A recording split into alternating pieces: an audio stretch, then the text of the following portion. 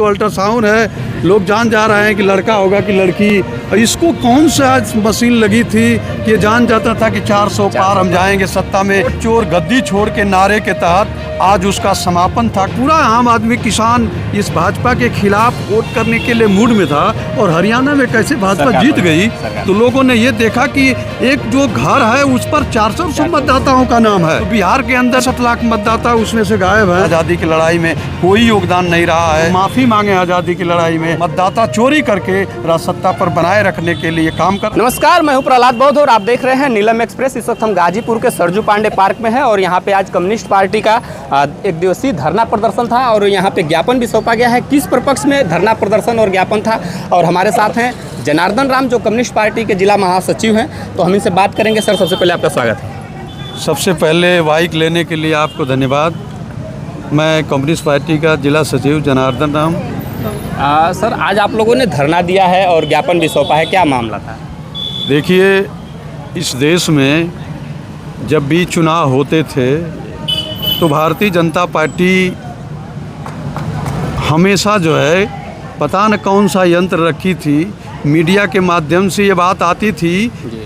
अभी लेटेस्ट जो लोकसभा का चुनाव हुआ तो 400 पार का नारा दिया गया था।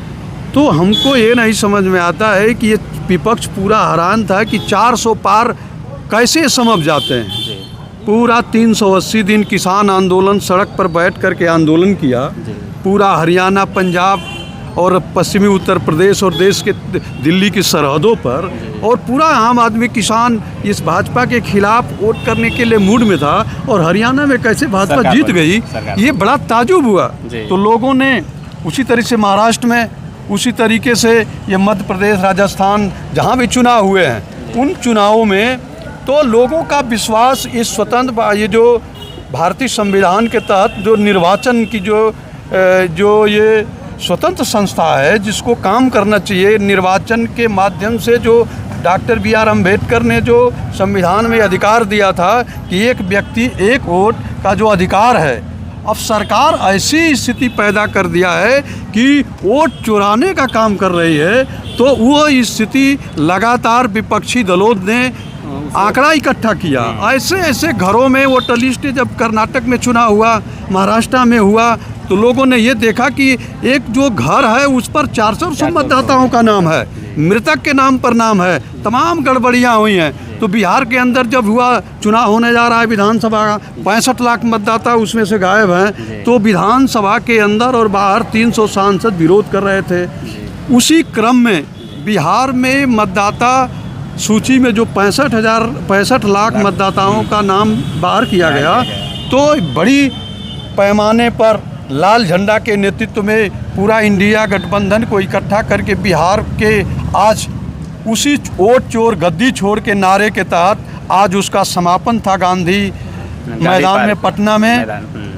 वो तो उत्तर प्रदेश के अंदर भारतीय कम्युनिस्ट पार्टी ये डिसीजन लिया कि हम क्यों ना वो जो नारा बुलंद किए हैं उस नारे के समर्थन में, और उस बिहार की सरजमी जो इंडिया गठबंधन के तमाम विपक्षी नेता उस पर जो अपनी बड़ी रैली करके जो ऐलान कर रहे हैं, जनता को जागरूक कर रहे हैं वोट में जो गड़बड़ियाँ हुई है उसके खिलाफ, तो उत्तर प्रदेश की कम्युनिस्ट पार्टी ने ऐलान किया है कि जिला मुख्यालयों के पर धरना प्रदर्शन के माध्यम से हम उनका समर्थन करेंगे। और जो वहाँ पर अब ऐलान होता है उस ऐलान के परिप्रेक्ष्य में हम पूरी तैयारी करेंगे। और ये जो मोदी सरकार जिस ढंग से पहले ही जान जाती है कि जैसे अल्ट्रासाउंड भी नहीं हो, अब तो अल्ट्रासाउंड है, लोग जान जा रहे हैं कि लड़का होगा कि लड़की। और इसको कौन सा मशीन लगी थी कि जान जाता था कि 400 पार हम जाएंगे सत्ता में, ताकि संविधान को ही बदल दें। तो भारतीय संविधान की बदलने की, जिनकी आज़ादी की लड़ाई में कोई योगदान नहीं रहा है, कोसों दूर है, जो माफ़ी मांगे आज़ादी की लड़ाई में, आज वो बड़ा बुलंदी पर हैं और राजसत्ता को मतदाता चोरी करके राजसत्ता पर बनाए रखने के लिए काम कर रहे हैं। उसके खिलाफ पूरे देश में लाल झंडे के लोग इकट्ठे होकर के लड़ने का काम कर रहे हैं। धन्यवाद।